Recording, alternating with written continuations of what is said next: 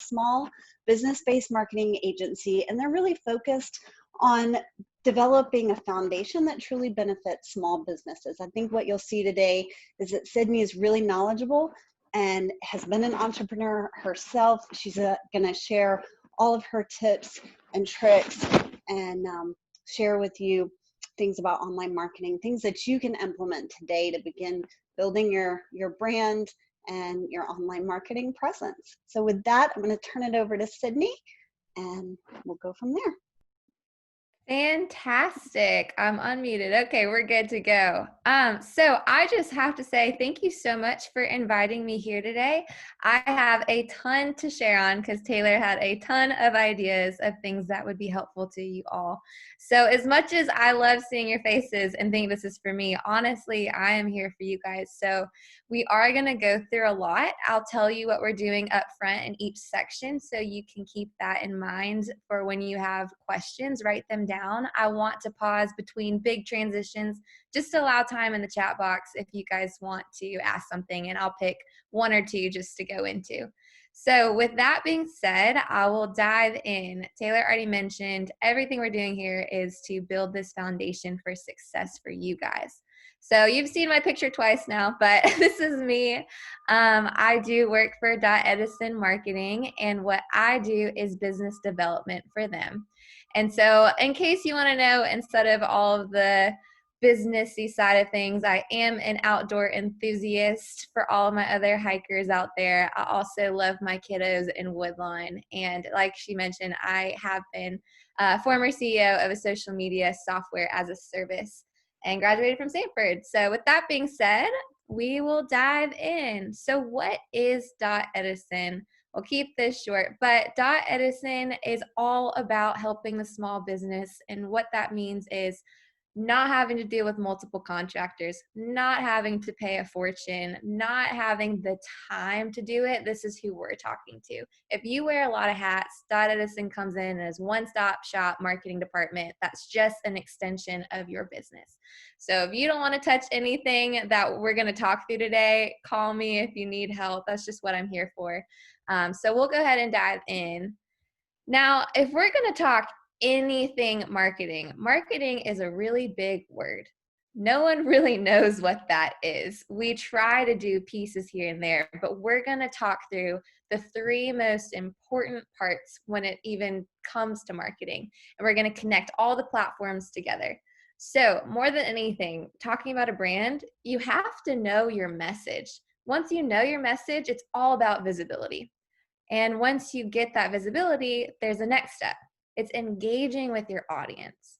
And the third step is allowing for conversion, like how people are acting towards buying from you.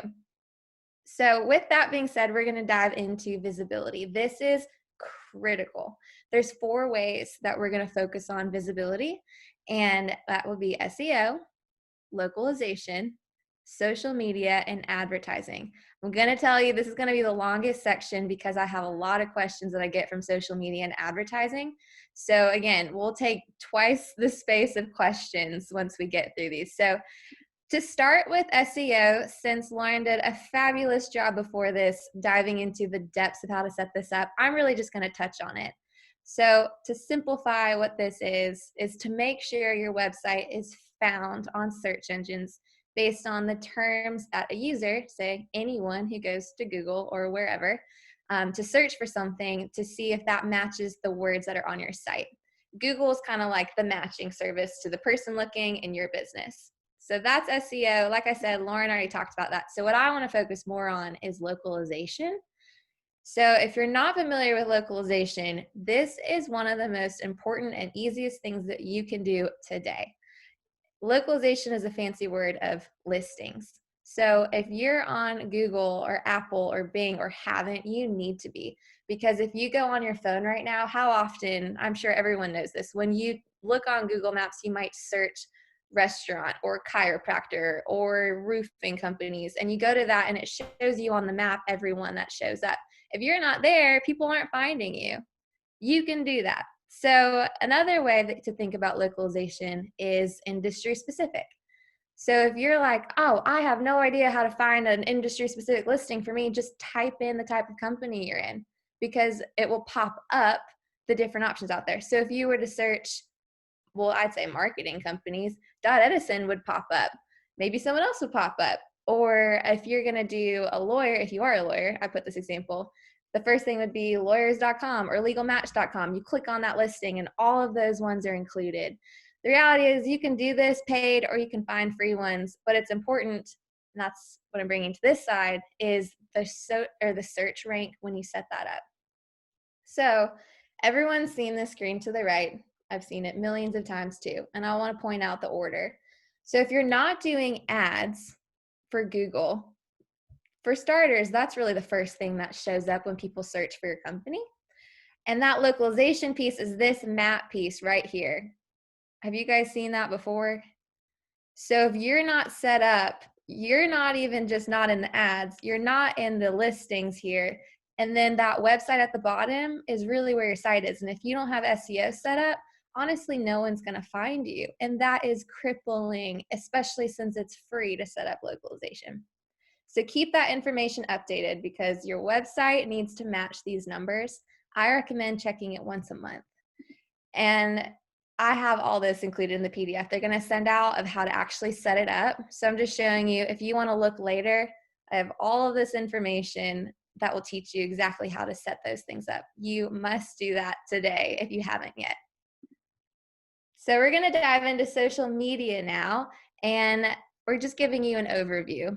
A lot of people know a lot of things about some, but we're going to talk about each of them today. So just video, if you're like heavy, I want to do that. YouTube and TikTok. TikTok questionable nowadays, but that's up to you if that's something that might benefit you. If you're into visuals, Instagram and Snapchat would be great. If you are a B2B business and you're not on LinkedIn yet, let's do that. Facebook and Twitter kind of fits everything. So before you do anything with social media, or honestly anything with your marketing, we need to know what your goal is. This is something that's going to get your mind going, but the value of a like, that's going to change per industry.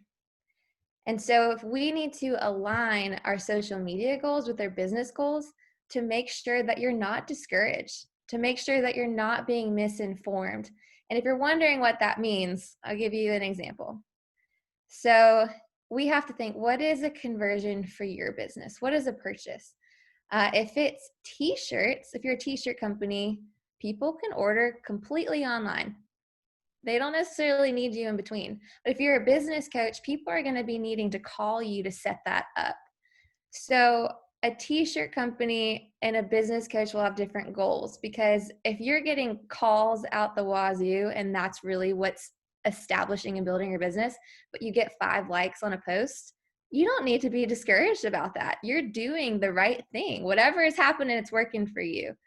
And so if you're thinking, well, how do I even start setting goals? Because this sounds all lovely, Sydney, but what does that mean? I always think, how many conversions do you want, and work backwards? Like, what's the end goal? And then maybe think, how many people do I need to get in front of to even get to that point? You're not going to get it right the first time. And if you do, call me, because you deserve an award. So you're going to have to guess and track it and figure that out. It might just having to guess percentages. I know we think that in sales. How many people do you need to talk to before you get a sale? This is where you start. So just focus on what you can control, like the visibility with your own followers, you're growing organically, and paid ad reach. Just so you guys know, if you want to write this note down, about $100 on, say, a Facebook ad will get you in front of about 10,000 people. That's a good range, just to keep that in mind when you're thinking, how many people I want to get in front of. But you're going to do A/B testing, test different pictures, test different messages, see what works for you, and keep trying. And I know it was a lot, but once we have our goals figured out, we got to figure out who is out there on social media. Facebook today still has the most. Look at that, 2 billion people, active monthly users. Then you got YouTube, WhatsApp, the list goes down. What's most important to notice on this, Facebook owns 4 of the 10 of these listed. So Facebook, WhatsApp, Messenger, and Instagram, If you're like, I wear too many hats, I can't do it all. If you pick Facebook as your method, you're going to benefit from all those platforms. Pinterest and Snapchat are the least, I should say. And so now we're going to talk through some different demographics here, and just best practices and maybe things you don't know about through each of these different platforms. So Facebook today, like I said, has the most. This is insane. People spend average 38 minutes per day, and that's just an average. If you're thinking, well, are people really even going to click on my ads? Should I be on Facebook? There's an average amount where users click 11 ads per month, which is pretty significant. And if you're thinking, I really want to work on getting better engagement through my Facebook, Facebook Live, if you haven't, I encourage you to try it. Produces 6 times as many interactions versus any other thing that you use on Facebook. Why is that? It's because you're actually combining or just communicating almost face to face with people, and you can chat with them and talk with them. That's something, if you haven't tried it yet, I'd recommend. So we'll click to the next thing, YouTube, since that was the second. This is huge if you haven't tapped into it. It is the second largest search engine. Why? Think about when you go to YouTube, what do? I know I'm like, how to do social media, like whatever it is. That's when people go for visuals and tutorials or whatever it is. And what you can do is include calls to actions, include ads, things like that to get people to your business. Because 68% of people are buying through videos. And 90% of new brands are found on YouTube. Again, you're like, that sounds cool, but what does that mean? I added this in here. Look into it later after if you want to really dive into setting this up, but teaching you how do I make money off of YouTube. You can place ads on your videos, other people's ads on your videos, vice versa, setting up a channel where people have to actually pay to subscribe to you. There's different options.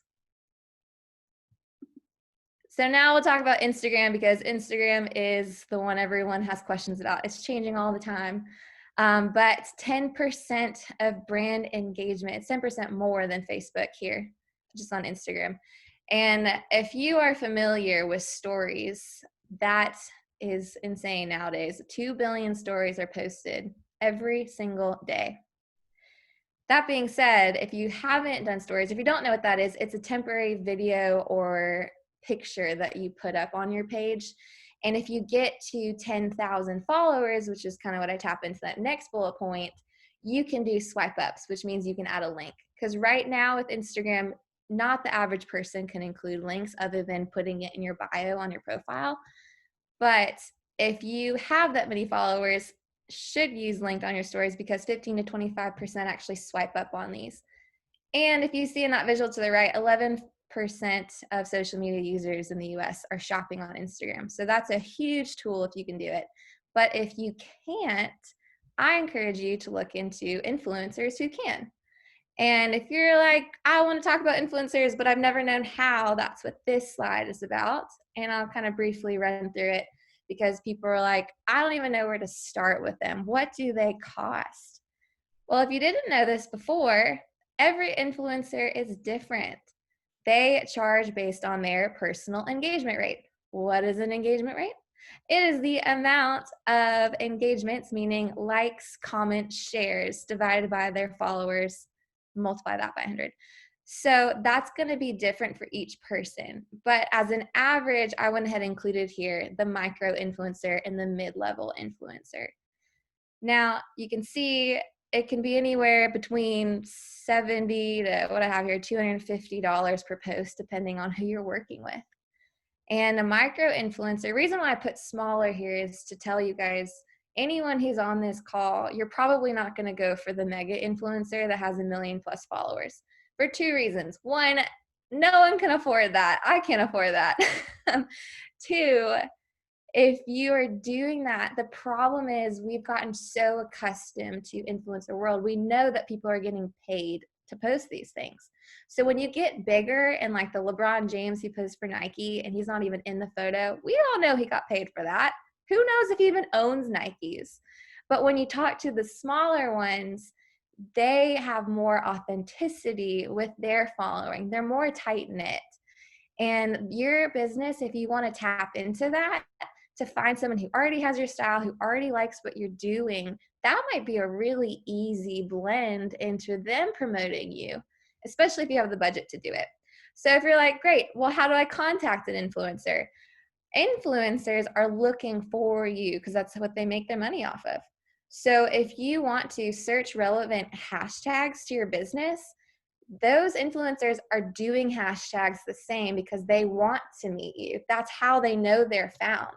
And if you want to, once you find someone, you go to their profile, I suggest contact them through a direct message, contact them, or even pair that with a comment. Or sometimes people's phone numbers and emails are already on their page, especially if they're a business account. And I've done this with my own business before. And the best thing that I can say is these people make a lot of money and get a lot of contacts. And sometimes they don't respond to you because they get scams all the time. So that being said, if you're going to do something, be relational and try to hit them in different ways, basically saying, this is real. This is what I'm doing. I want you to be a part of this mission. They want to be a part of something to represent something.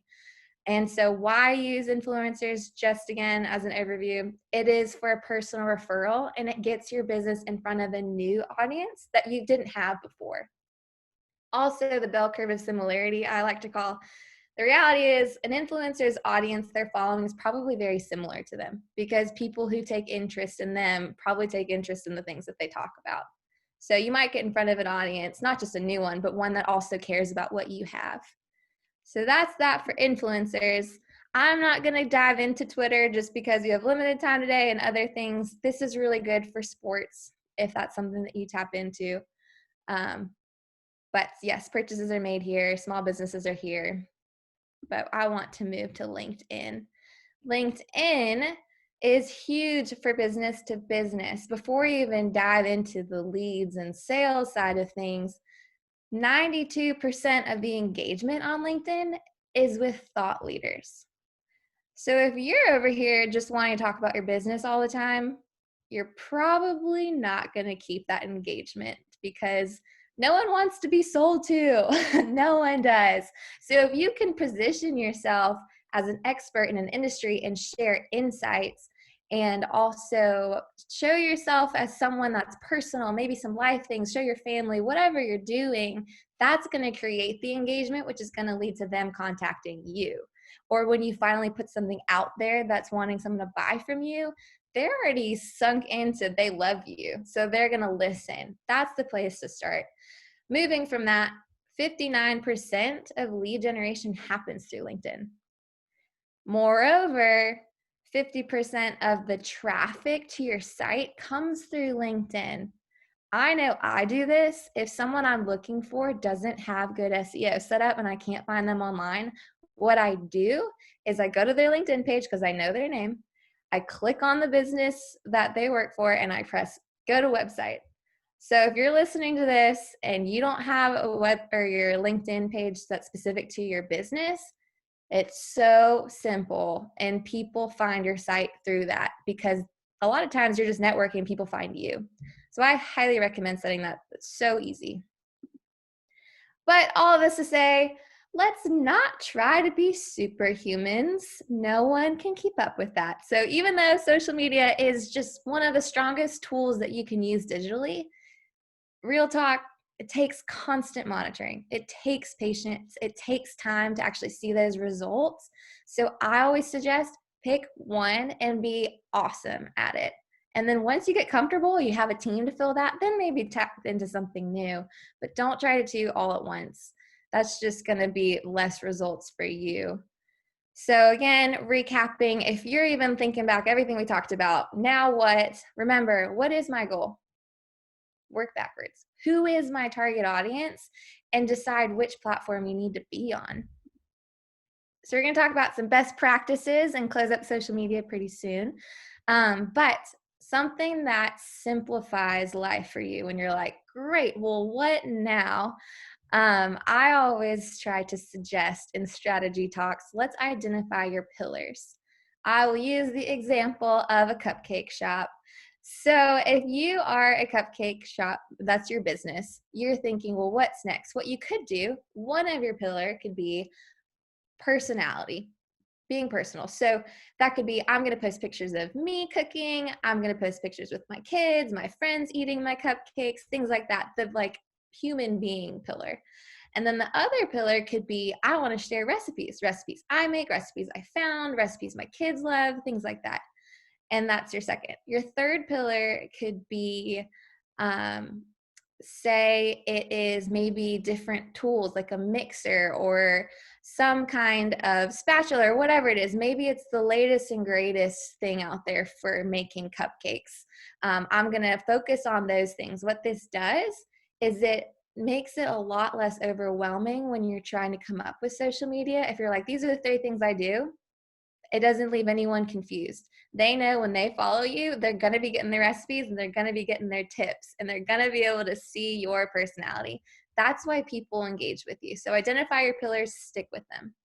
With that being said, keep your tone. If you are witty and sarcastic and funny and silly on one slide or one post, don't be like monotone on the next. Carry that through every post you're doing. Keep that personality, be consistent. But the big one here I want to dive into is converting to a business account. If you haven't done it yet, it literally is a click of a button. Do it today, make a note, because the business account, especially on Instagram, you just go to your settings and switch over, and then all of a sudden you get all of these free analytics on your account. It will tell you every single post, your impressions on it, how many people clicked on it, how many people saved it and shared it, just on post. It will tell you on your story all those same things. It will tell you even on the back end how many people are just like the demographics of your followers, what times of day they respond best to you. These things are going to be different to your business. And don't get me wrong, I can give you general averages and suggestions all day long, but it matters your audience and your business. And it's up to you to set those things up, which is easy to find those things out. Moving from that, connecting to Facebook. Again, you're wearing many hats. If you're posting on Instagram or Facebook, connect them. You don't have to even touch it. You get posts on both platforms. The other thing, tagging your target audience. If you're in real estate and you have a new section of houses coming up, why would you not tag the chamber or tag the government or just something, the mayor, and say how excited we are for all these new homes to be happening in Irondale or wherever it is? It engages more opportunity for them to share what you're doing. Again, gets you in front of a new audience that you didn't have before. Another big thing, video with text. Listen to me, all of you who have potentially zoned out. Let me tell you, this is something you don't want to forget, because most people, when they're scrolling on anything, especially stories on Instagram or Facebook, their sound is not on. You can make the most beautiful video and no one know what you said. What I suggest and what I tell everyone, so easy on your story, write with text a brief thing of what you're talking about. So if you have this business and you're having a launch party and you make this amazing video talking to the screen, all I'm saying is tap on the screen and type launch party this Sunday, 5 o'clock, be there. Put some colors on it, whatever it is, so that if someone's clicking through, they can read every single part when you're talking, and they can decide if they want to put the sound on. That's just to ensure that your message is getting out there. So if you haven't done that yet, do it. Also, schedule your posts. It will save a life. Best practice, a post per day. But if you can't do that, try 3 times a week. But honestly, it just matters to start. And if you look to your right, I don't need to go through all these. These are all just things on the slide that show best times. But like I said, check for yourself. There's those tools on each of those for your business specifically when to be posting. So the reality is, again, we're not trying to be perfect, because if you try to be perfect, you'll never start. No one can. So just be personal. The biggest mistake I see are people who are hiding behind their business. I'll give you a perfect example. So I know the sweetest couple who is about to start their own business, and they have a pharmacy background, but they want to do like digital consulting, and they want to be able to prescribe and do this whole branding thing about natural solutions. It's amazing. Now, if they start up their social media, what I saw and what I suggested to them was honestly all of these just kind of blank squares. They looked kind of pretty, but it looked very ad like, not much personality. Here's like a prescription bottle. Here's some news on a healthy tip. That's fine to mix in.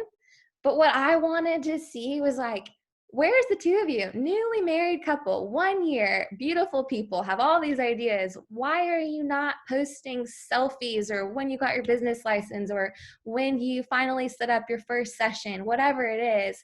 I want to see that. I want to be a part of the story. And the problem is, if you're starting to do your story, it might not look really pretty. You might not have, like for your business, you might not want to do all the filters. That might not be you. All I'm saying, stick with what you know best. Be yourself. If it's not having a beautiful grid, scrap it. Don't do it. Because the more you show your personality and the more you show you, this is what happens. Your audience relates to you. A story is being built around your business. And loyalty, people buy you. Loyalty begins when they're brought into that. They want to see that come to life. So if you're not doing those things yet, today is the day to start. Don't try to be perfect. So I'm going to pause there, and I'm trying to be able to see the chat bubble. But what I want to do is just take a second for one or two questions. If anyone has it, here's what I want. There's the chat. So did anyone have any comments or something on the social media before we transition to advertising? And if it's nothing here, I can sit here awkwardly for 10 seconds and move on. So, but I just want to allow some space because I know that was a lot of information. Don't fight all at once. Feel free to drop it in the chat if you are camera shy. If you want to start testing out your video capabilities, this is a perfect place to start. We all put on what little makeup we could before today's call. So we are here, we are real people, and we want to help you as real people as well. So feel free to unmute yourself, turn your video on if you don't. Otherwise, feel free to drop it in the chat. If you think of something as we move through the rest of the presentation, you can always drop it in the chat as well. Okay, we've got a question from Anne, sorry. Do you like using a program to post on multiple platforms? Great question. Yes. So anything you can do to automate your life, I suggest. So I know there's things like you've heard of Hootsuite and Buffer, things like that. I suggest looking into those. And at the same time, in the following of this entire presentation, I have a slide specific to tools to make your life easier. So yes, automation is a lifesaver. Thank you. Agreed. Don't do it all if you don't have to. Also, I'm not opposed to outsourcing. If you can save the money on it and find someone to help you with that, do it. But that's a great question. Should I keep going? Another question. Sydney, I saw Solstice 3.0 was turning her camera on. You have a question? Can I ask one in the meantime? Yeah, go ahead. So when I started my business way back when, and it has since closed, I had both a business and personal account, and I had more followers on my personal account, but I couldn't convert it to my business account because I already had a business account. What would you recommend folks who have a lot of followers in their personal account but don't want to lose that personal social media account? What would you recommend that they do? Yeah, that is a great question. So again, it's up to you. Some people just say, you know what, I want to combine the two because I don't mind having the business and everything together and I want all those followers. But what I would start doing is engaging both. So if you have your personal account, there's more followers there. Start posting about your business there too. It doesn't have to be on your personal feed. I know I don't. I like to kind of keep that separate. So what I would do is on my stories, I might start sharing kind of where I'm at or what I'm doing with business because that's temporary. And what you could do on that is start tagging your business and start tagging or doing fun things on your stories about what you're doing, because if you want to incorporate someone, tap here, check out what I'm doing. If you do that more and more and people are your friends, a lot of times they start becoming followers on your business page too. So if that's something you want to keep separate, that's what I do personally. And I've never really had a problem with that. And honestly, if you get people who are following you out of choice, they're going to be more engaged, which is more important than just having a follower. Thank you. That's a great question. So I'm going to move on just for the sake of time. And we're going to dive into advertising. And any notes that you take, I'm going to pause just like we did again if you have questions on this, because this is kind of a deep subject, but it's really important.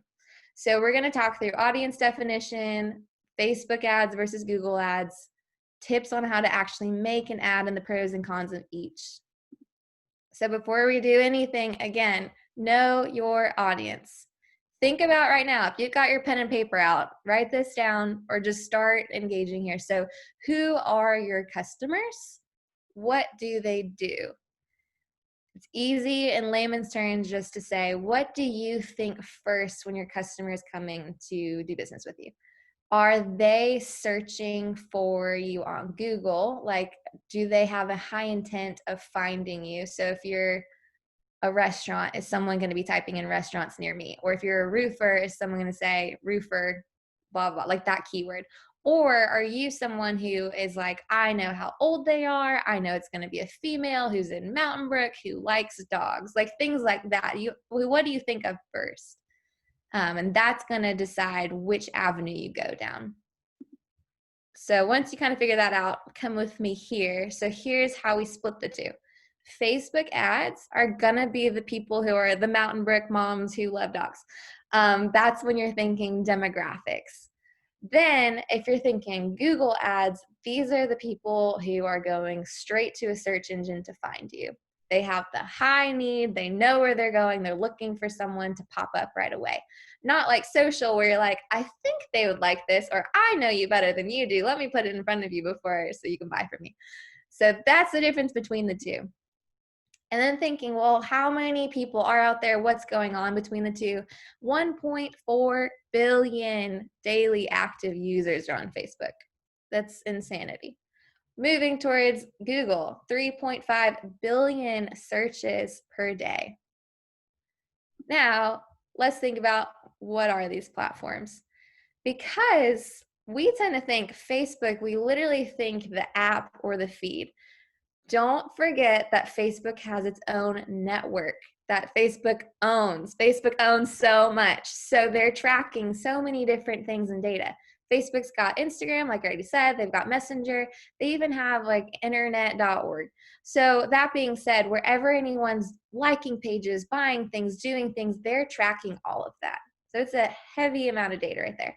Thinking about Google, Google's got YouTube, Google Play, Chrome itself, which is basically all that I use anymore. So anything you're doing on Google platforms or what they own, again, they're taking data from you.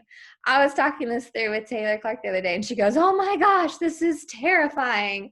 And I said, actually, it's really honestly a good thing. I mean, it's your choice if you want to disconnect from the world and not have anything to do with data, but I promise you they'll find you anyway.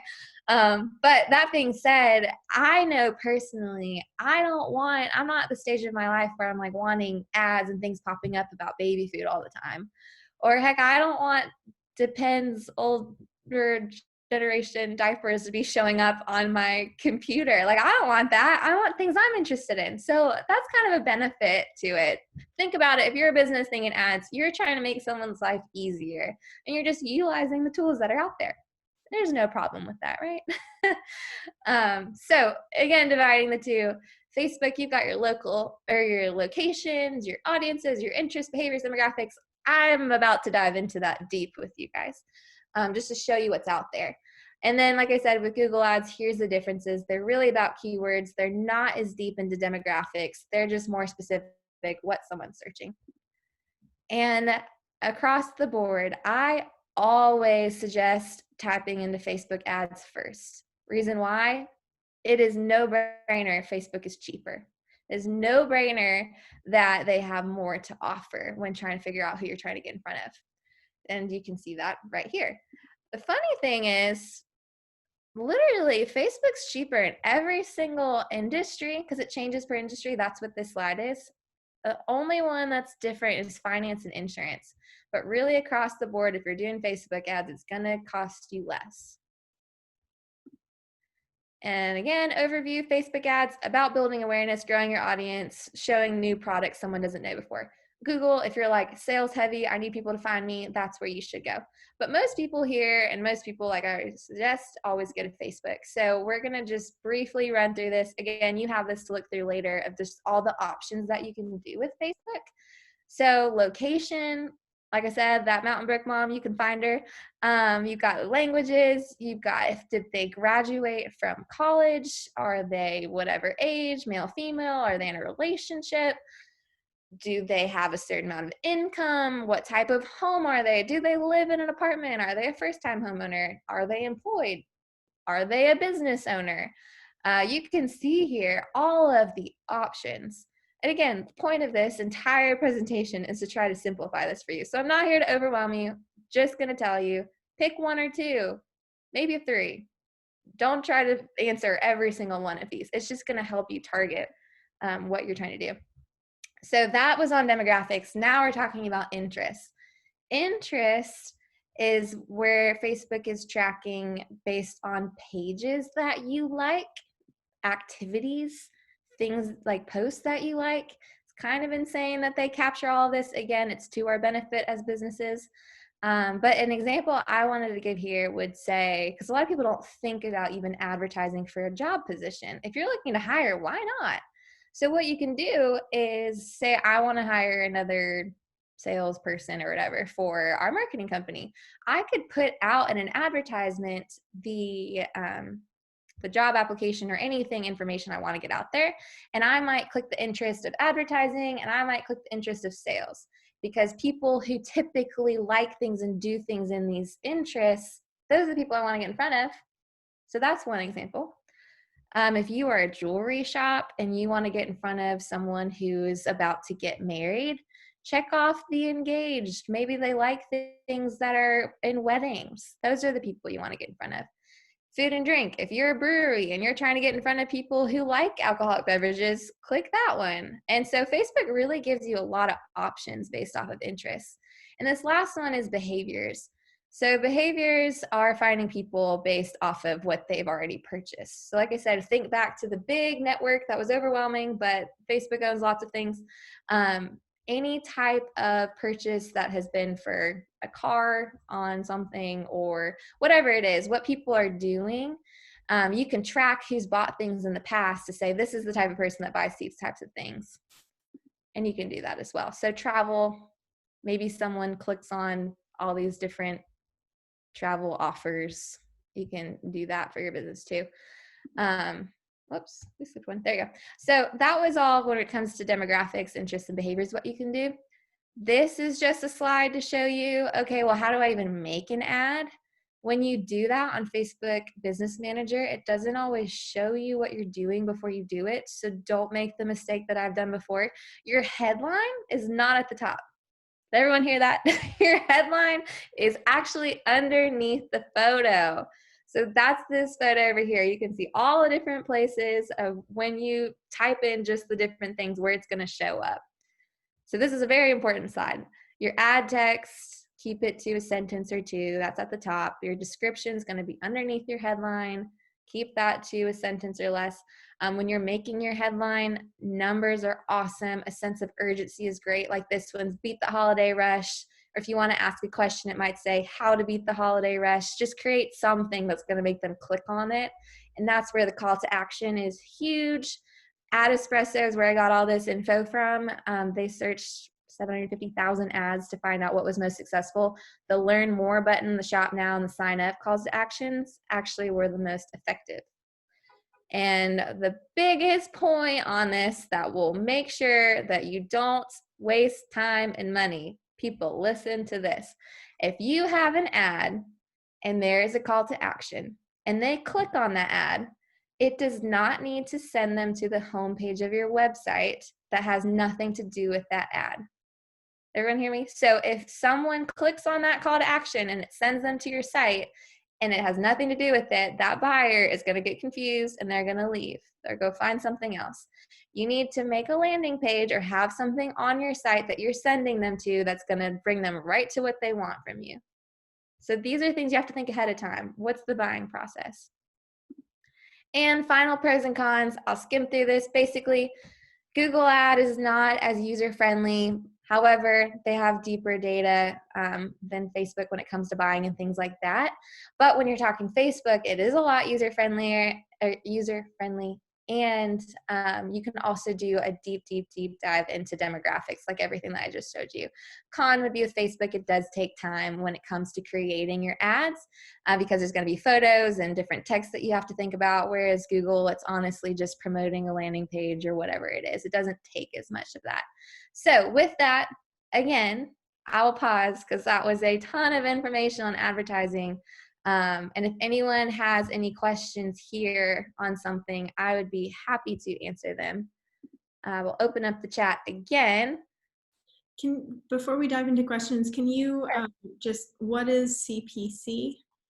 So cost per click. Cost per click. And Facebook ads suited for B2C is business to consumer as opposed to business to business before. Yes, thank you. All right, we got some good points here. Thank you for the call to action. Yes.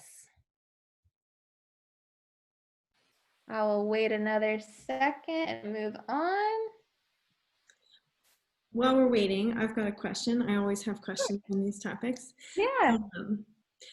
So how do you find the average number of searches per topic? If you're trying to figure out what keywords to use, or trying to figure out what language specifically to use, or even just benchmark, how do you find those numbers? Yeah, that's excellent. So the first thing that comes to mind, again, I put this at the bottom in the tools. What is it called? I'm blanking right now. I think it's called the host or hubs or something like that. I'm totally blanking. It's at the bottom, but it is specific to teaching people about SEO, and you can test keywords that are most commonly used. And so in the same sense of SEO, popular keywords, it would apply here as well. When we get through that, I was going to say, or HubSpot too. There is a tool at the bottom. It's all for free, and they do things like that. But that's a great question too. Yeah. So I would keep going because we're limited on time and we got more to do. But that was everything that we just talked about focused on visibility. That was the heaviest. So congratulations, we made it through the hardest part. But once your brand is visible, you have to engage with them. And so that's when we're going to talk about your website content, your blogging, and starting to do emails. So a lot of people are like, okay, cool. What is actually engagement? What does that really mean? I like to give this example because everyone can relate to this. You're at a networking event. People assume who you are and what you're like based on your appearance. So what you wear. You're visible. You showed up. But the engagement is different. That's when someone walks up to you and they ask you to go to coffee with them because they're dying to get to know you better. You put out a good impression. Now they want to sit down with you. The conversion is when someone's actually giving you a call afterward. They did what you wanted. So if you miss that middle piece, are you going to get to that conversion piece? Probably less likely. If you do, you're lucky because engagement is what's drawing people in to do business with you. So let's start with website content. If you're thinking, I have nowhere to start, keeping your tone is consistent and start with telling your story.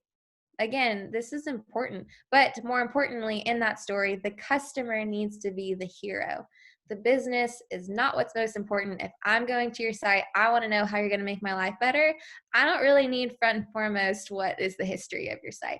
If that's something about what you're at right now, not trying to call anyone out, but if the about is the first thing on there, immediately people kind of lose interest. People decide to stay on your site within the first 5 seconds. So if they don't know what you're doing within the first 5 seconds on your header, likely they're going to go back and find someone else. So think about that if it's not clear what you do. And also if you're like, well, how do I make sure that this is right?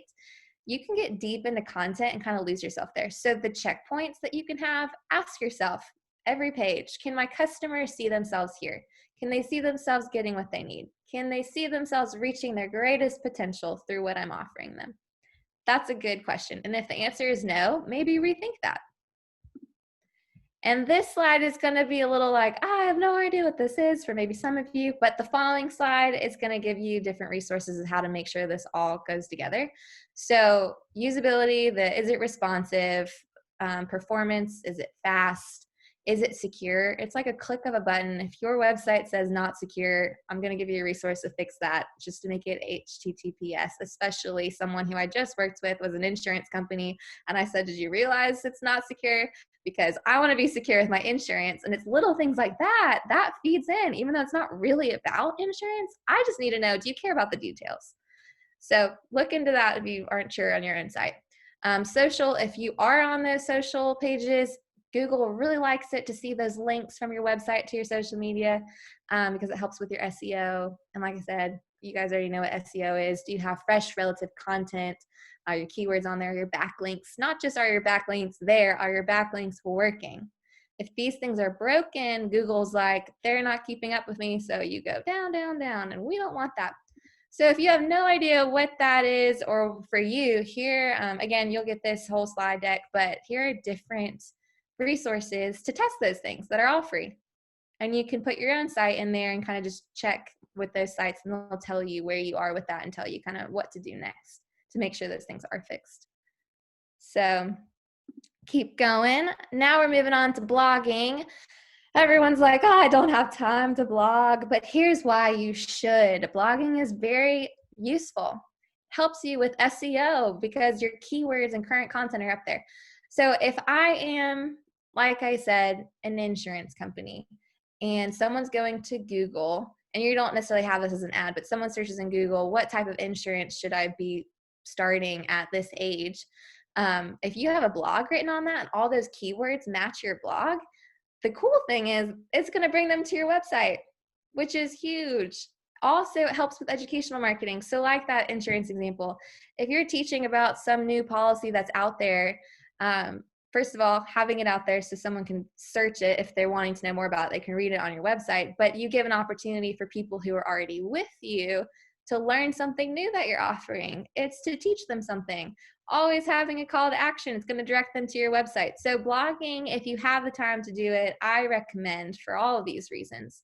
And you can even take that and put that out on your newsletter, and you just, like I said, you have the content. Let's put it on the different platforms. Put it on your social, put it on your email, put it on whatever it is if you have it. Blogging hacks for those of you who said, yep, that's me, Sid, I don't have time for that. So here's what you can do. Title and content is everything. And to that point I just mentioned, your viewers, people, me included, all of us, I would be shocked if this is not true for you. We're lazy. I'm lazy. So keep it brief. Imagine this. If you were to see online right now, Dot Edison's thesis on blogging, would you ever open that? No. We don't have time for that. But if you saw that on your social media or whatever it was, and it said 4 quick tips on efficient blogging, and you're like, oh yeah, Sydney told me that I need to do blogging, I need some quick tips, you're likely to open it. So keep that in mind when you do stuff. Don't try to be impressive, just be quick. So keep your bullet points, use pictures, infographics. Always include a call to action. Nothing you do should not have a call to action. 100% buyers need to know what you're asking for because you're trying to make their lives easier. Moving to email savers, meaning how I can save you through email. People are like, well, if I'm going to do it, well, how am I going to keep them reading my emails? Here's what I tell them. Ask yourself. So I'm asking all of you here today. What are you giving your audience that they can't get anywhere else? This question also applies on your social media. Why would they follow you? What are you giving them that they can't get from anyone else besides you? If you can incorporate that in your emails, people will keep listening to you. Use templates. Your like MailChimp or whatever you're using, a lot of those platforms already have templates in them. You just drag and drop your stuff in there and you look super impressive. Looks like you spent a lot of time on it, but you didn't. Being consistent is important. If you're going to do it, do it. Don't miss sales just because of that. Have surprising subject lines. Provoke curiosity. That's your clickbait, right?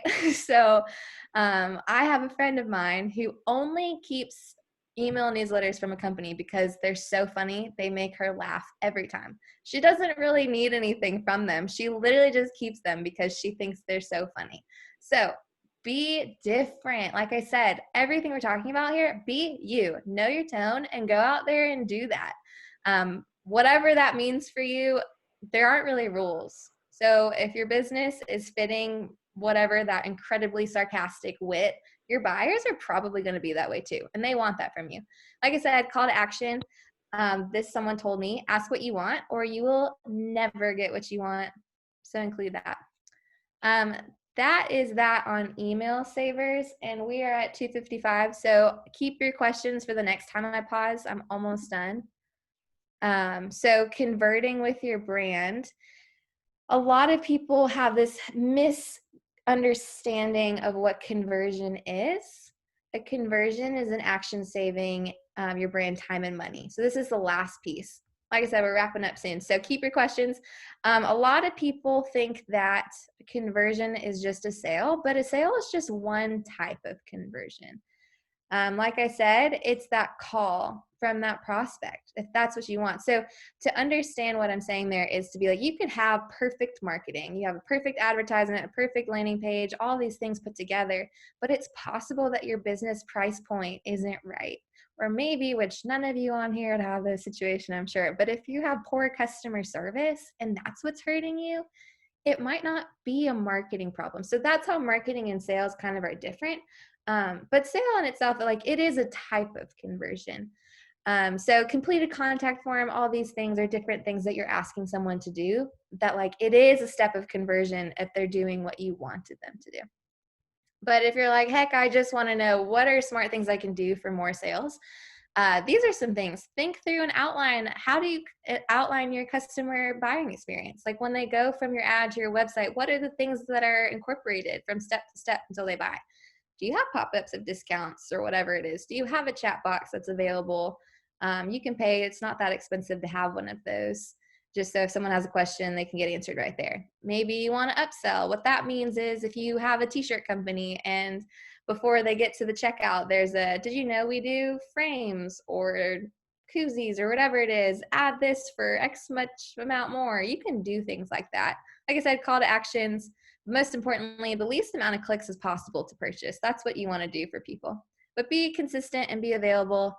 And so now this is where it comes to you guys. So thank you for sticking with me. I'm just recapping here. Think about yourself right here as we close. How am I visible right now? Maybe I'm not. What am I going to do to make sure I am visible? How am I engaging? Not just on one platform, but multiple platforms. And what I mean by that could be your website and one social media. How am I engaging on these things?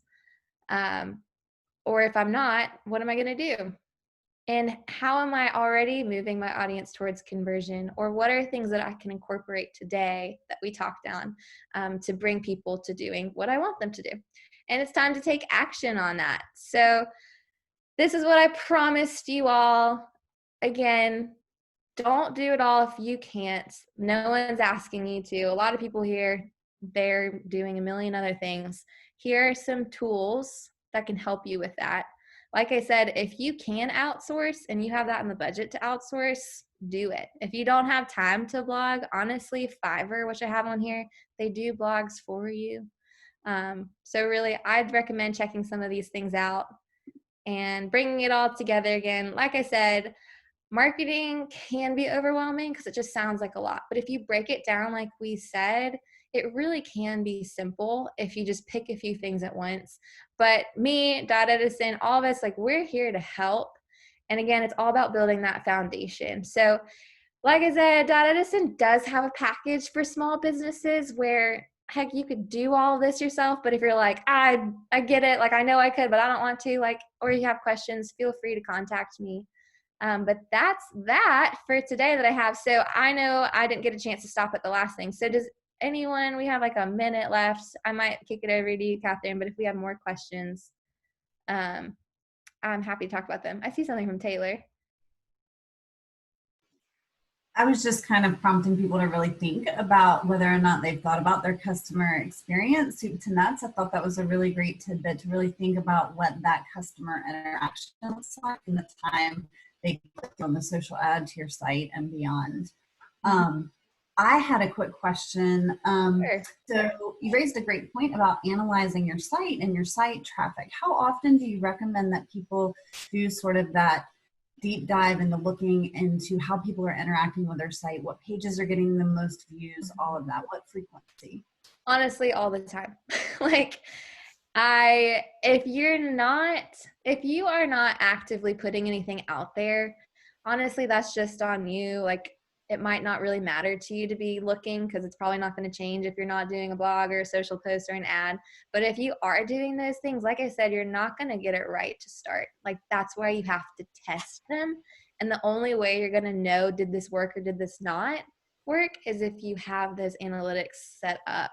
And those things can be done through Google, and those things are done through Facebook. And like I said, that Instagram business account. I just start what you have. If you don't want to do like the whole Facebook business manager and do all the technical ads, you can just boost posts. You don't even have to set that up. If you have a post and you want to spread it more, you can just click a button on your Facebook page that's in the corner and say how much money you want to boost it. It will tell you how much people you'll get in front of or how many people you get in front of. And that's an easy way to start. And they'll give you those analytics too. So start small if you're new to it. Like I said, I recommend just starting with boosting and then maybe transition into deeper Facebook Business Manager. But I would check it regularly, especially if you're active on it. Awesome. Do we have any other questions? I know it was a lot of information, and like Sydney said, we will be sharing this with you along with the recording as well. That'll be coming to you in a follow-up email.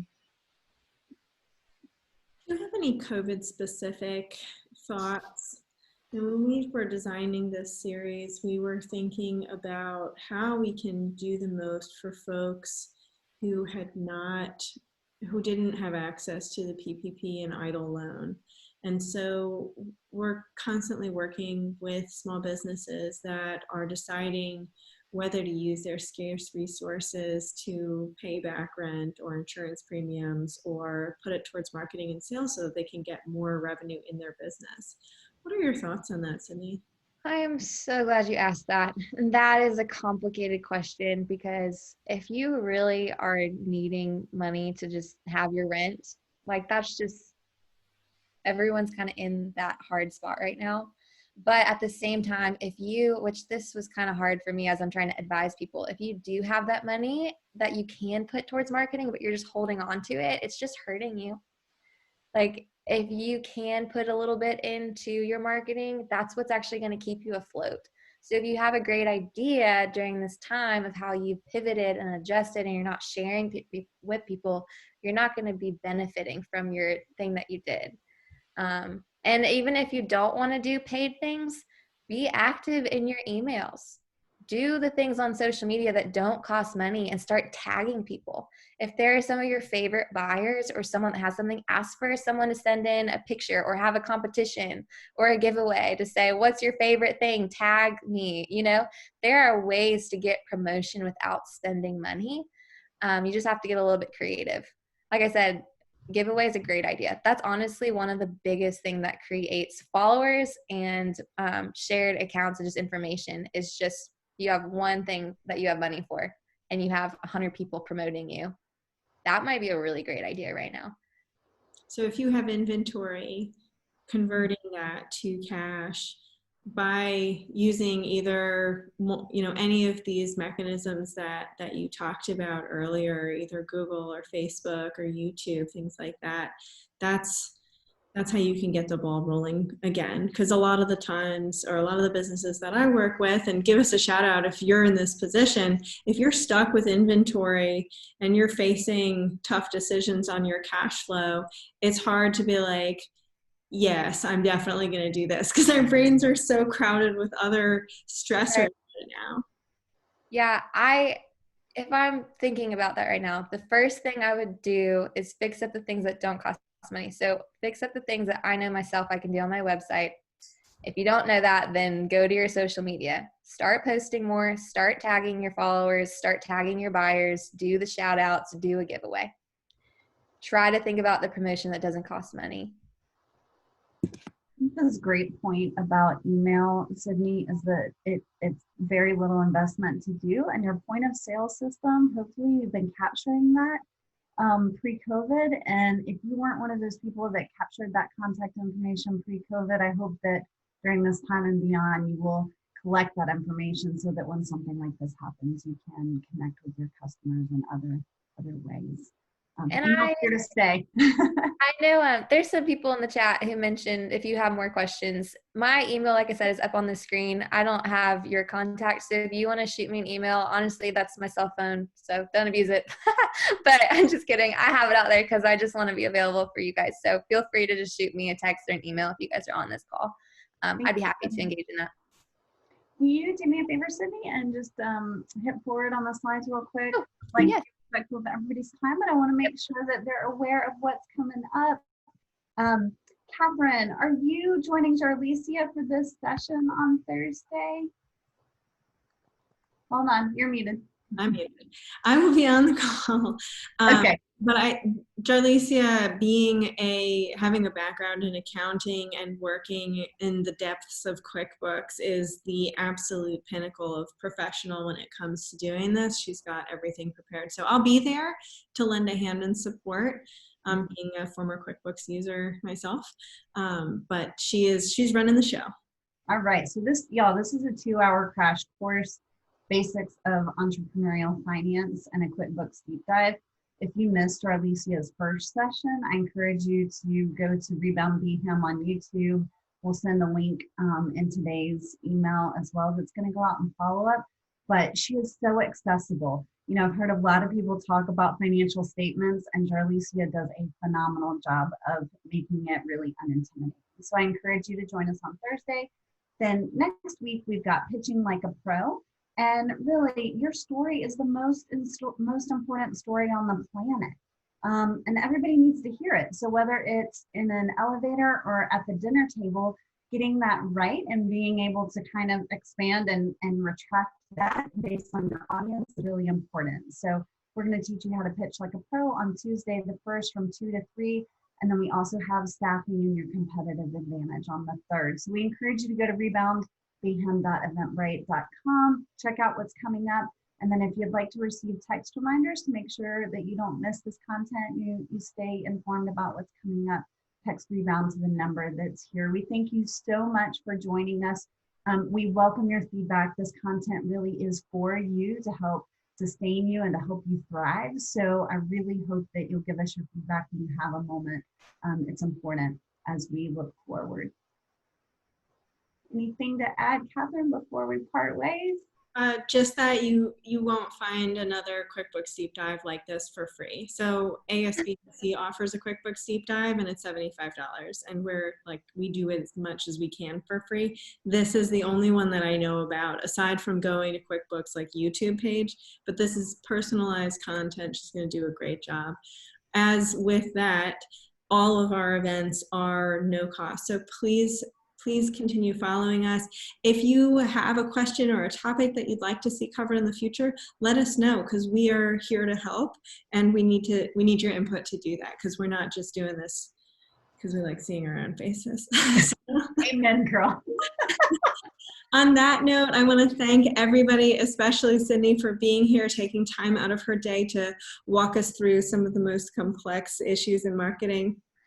And I hope everyone is able to use that to elevate their brand and to rebound Birmingham. Thanks, everybody. See you next time. Thanks so much, Sydney. Thank you. Bye, everyone. Bye. Bye-bye.